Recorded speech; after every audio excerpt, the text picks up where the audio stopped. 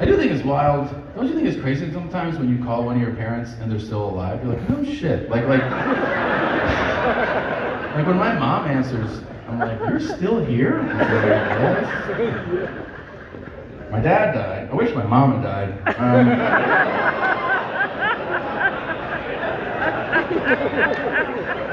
It's always the one you love more that goes first. And whatever, it's not your mom, relax.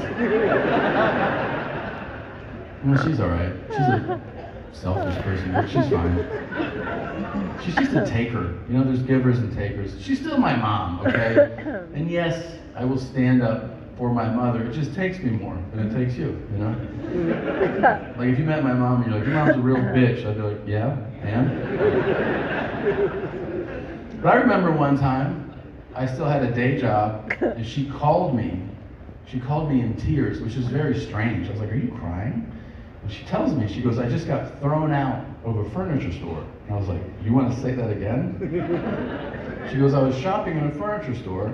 There was just one man working there. I asked him a question, and he replied, I don't speak Russian. So my mom goes, I don't speak Russian either. And then he said, why don't you learn English and come back? So I go, give me the number of the store. So I call the number, and the guy answers, you know, he's like, oh, the furniture. I don't remember what he said. But I said, how does it feel to know that you're going to die today?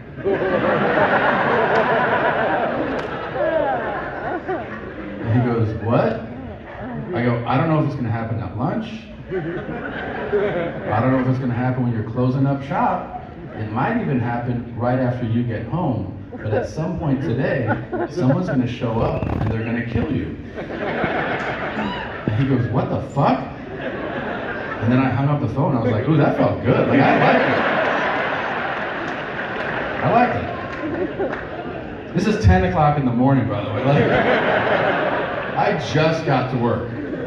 People are like, hey, Tom, can you bring I go, don't fucking talk to me. I'm an assassin. You don't disrespect me like that. But here's the thing. I had so much adrenaline. I couldn't work. I was pacing the halls. And you know, I watched a lot of crime shows, and I realized that people get caught because they make a critical error. And my error that day, well, there were many, but first I called him from my office line, so that wasn't good, right? Now, it's not as bad as it sounds. It was an external number for a production house that had 150 employees, so they'd have to like figure out who made that call. But the thing is, I wanted to hear him scared again, so I called him back. But this time I used my cell phone. Wasn't thinking, I know. So I called him back, he answers the phone. He's like, hello, I go, you're still alive? He was like, what the fuck, man? I hung up, I was like, got you.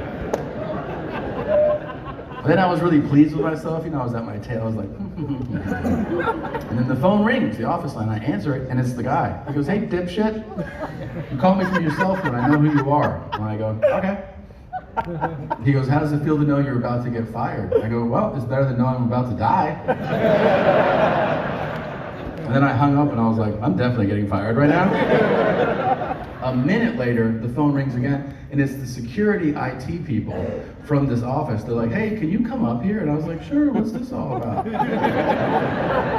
They go, we need to ask you in person. And I was like, is it about my data usage? And they were like, no. And I was like, so I went into the office, there's like 5 guys standing there with their arms folded, and I was like, what's up? They go, we have kind of a weird question for you. And I was like, well, shoot. And they go, did you call a furniture store in Melbourne, Florida, and threaten to murder somebody? You know what I said? I go, no. And guess what happened? Nothing! Nothing happened at all. So you can do that if someone's mean to your mom. Just be like, you're gonna die, motherfucker, and then nothing will happen to you, for sure. Especially if you call IKEA. They all know they're gonna die.